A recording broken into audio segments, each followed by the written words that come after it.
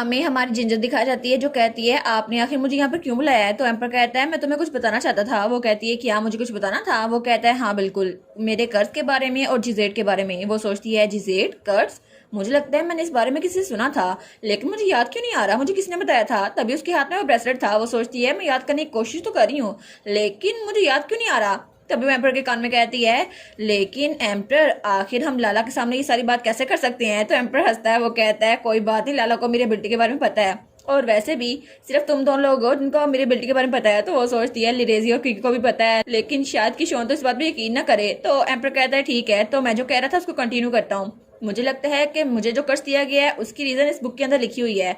मैं श्योर हूँ ये कर्ज तभी शुरू हुआ है जब वो जिजेट वो जादूगर वो गायब हुआ था। और मैं ये चीज मेंशन करना नहीं भूलूंगा कि ये कर्ज कोई आम इंसान नहीं दे सकता। वो कहते हैं क्या मतलब आपका। तो वो कहता है इस कर्ज को करने के लिए बहुत ज्यादा मानना चाहिए होता है और इसके लिए बहुत ही ज्यादा पावर रिक्वायर होती है और 10 में से 7 मैजिशियन तो इसको करके थक जाते हैं और उनकी लाइफ एनर्जी वो भी इससे कंज्यूम होती है। वो कहती है क्या किसी को कर्ज करने से इतना सब कुछ होता है।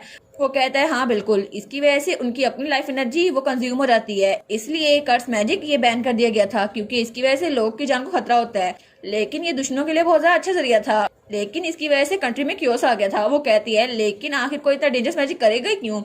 तो वो कहता है मुझे नहीं पता नहीं जिजेट ने मुझे ये कर्ज क्यों दिया। तो हमारी जिंजर सोचती है आखिर तब तो वह छोटा बच्चा था ना, तो उसके खिलाफ उसकी क्या दुश्मनी निकल आई कि जिजेट ने इसे कर्ज दिया। लेकिन वो सोचती है लिरेजी ने कहा था एम्पर को जो ट्रस्ट तुम पे है ना वो मुझ पे आ जाएगा। वो सोचती है कहीं ऐसा तो नहीं कि लिरेजी को इसको तोड़ने का कोई तरीका बताओ। तो एम्पर कहता है इसके अलावा एक और चीज है। वो कहती है क्या। तो वो कहता है लिरेजी का नेकलेस।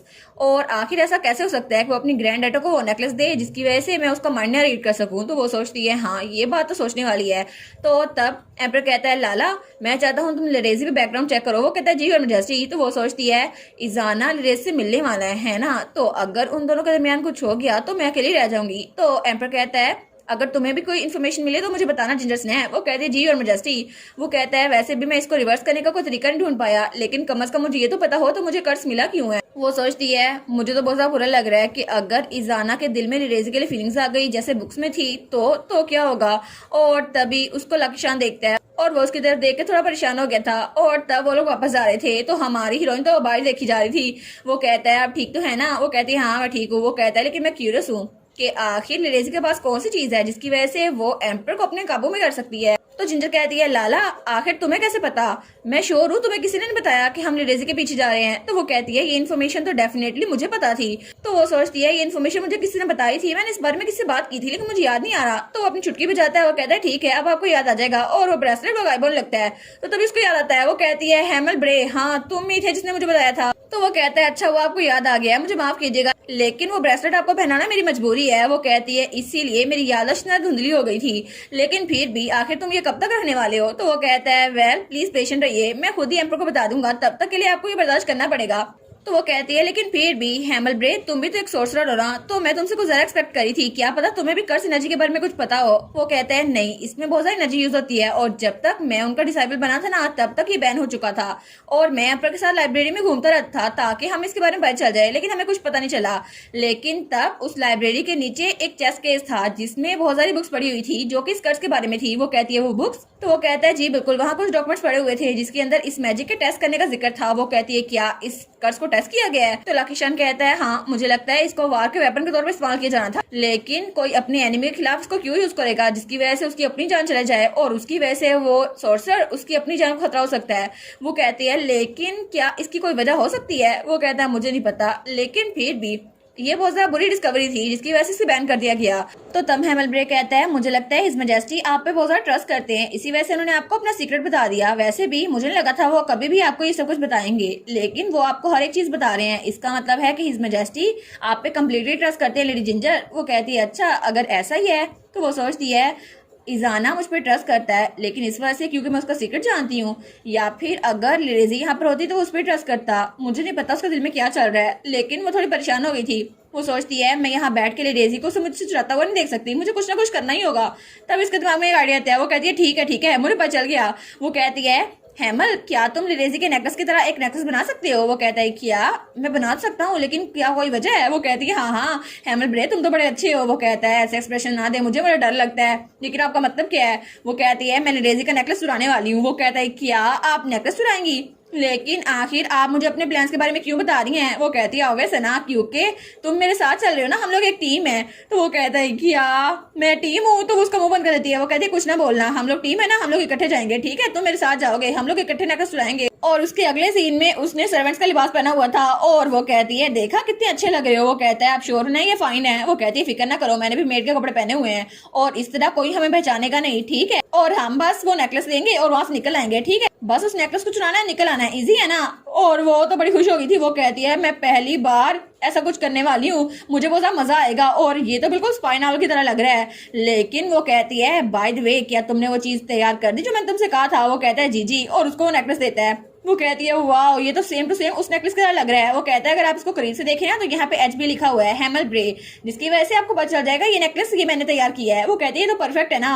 और वो सोचती है इस तरह तो लेजी को पता भी नहीं चलेगा उसका नेकलेस चला गया। वो कहता है आप तो बिल्कुल ऐसे स्माइल करिए जैसे कोई विलन होता है। तो जिंजर कहती है तो मैं विलन लगती हूँ, लेकिन अच्छा होगा पहले लिरेजी मेरी लाइफ में विलन बन के आती थी और अब मैं उसका बदला लूंगी, ठीक है? वो कहता है मैं श्योर नहीं हूँ ये सब कुछ ठीक है कि नहीं, क्योंकि वो चीज उनकी है और हम चुरा रहे हैं। वो कहती है क्या फर्क पड़ता है, वैसे भी हम लोग जो बुक में लिखा था उसको अलग करने की कोशिश कर रहे हैं, तो चाहे उसका नेकलेस चुराना पड़े या फिर ना चुराना पड़े, मैं मोरालिटी को भूल के अब चुराने जाऊंगी, तो तुम मेरे पीछे आओ, ठीक है? और तब थोड़ी देर बाद उनकी बगी लिरेजी के स्टेट में पहुंच चुकी थी और तब वो लोग छुपके एक मेड के साथ थे। तो उस मेड को जिंजर ने अपने साथ किया हुआ था। वो मेड तो कुछ ज्यादा सस्पिशियस लग रही थी। वो कहती है अच्छा तो आप पहुंच गई, लेडी लिरेजी अभी गई हैं और वो तकरीबन शाम के वक्त तक वापस आएंगी। वो कहती है ठीक है ठीक है। तो वो कहती है आप पीछे वाले दरवाजे से जा सकती हैं, वो सर्वेंट्स के लिए बना हुआ है। तो जिंजर कहती है थैंक यू। और तब वो लोग उसके कमरे में चले गए थे। तो हमारी जिंजर कहती है तुम कमरे के बाहर खड़े रहो, ठीक है, ताकि अगर वो आए तो हमें बता देना। वो कहती है जी जी लेडी जिंजर, और उसके बाद उसने दरवाजा बंद कर दिया था।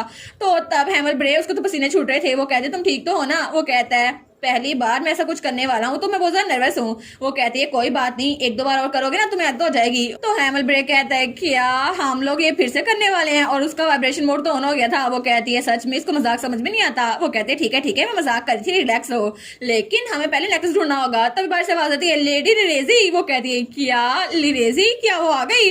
वो सोचती है वो इतनी जल्दी कैसे आ गई। तो बाहर से वो मेड जो बाहर खड़ी थी वो कहती है लेडी लिरेजी आप तो बाहर ही निकल गई थी। तो लिरेजी कहती है मेरी कोई चीज भूल गई थी, मैं वो लेने आई हूँ, लेकिन तुम यहाँ पर क्या कर रही हो? तो मेड कहती है मैं अभी आपके कमरे की सफाई करके हटी थी, लेकिन वो चिल्ला कहती है आपकी क्या चीज पीछे छूट गई? तो हमारी हीरोइन को पता चल जाता है। तो हैमल कहता है अब हम क्या करें? तो वो सोचती है क्या, और वहां पे क्लोजर था। वो कहती है क्लोजर में जाए ना हम। वो कहता है आप ये सजेस्ट तो नहीं कर रही हम लोग दोबारा से क्लोजर के बंद हो जाएं? आपको पता है ना पिछली बार मेरी हेल्प क्या हुई थी। वो सोचती है ये अनरिजर्वेबल बात है, लेकिन वो कहता है ठीक है हमारे पास कोई चॉइस नहीं है। तो वो कहती है हैमल, तो तब वो अलमारी खोल के वहां पे बैठ गया था। वो कहता है लेडी जिंजर प्लीज जल्दी करें।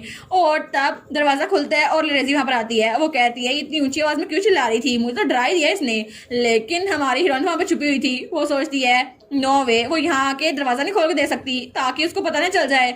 लेकिन तब वो सोचती है प्लीज कहीं और चले जाओ। और हैमल उसकी तो हालत बुरी हो रही थी। वो सोचती है नहीं इसको तो बहुत ज्यादा हार्ड टाइम मिल रहा होगा ना। और हैमल उसके तो पसीने छूट रहे थे, वो बेचारा तो क्लास्ट्रोफोबिक था और उसकी वजह से उसको वहां पे रहना मुश्किल हो रहा था।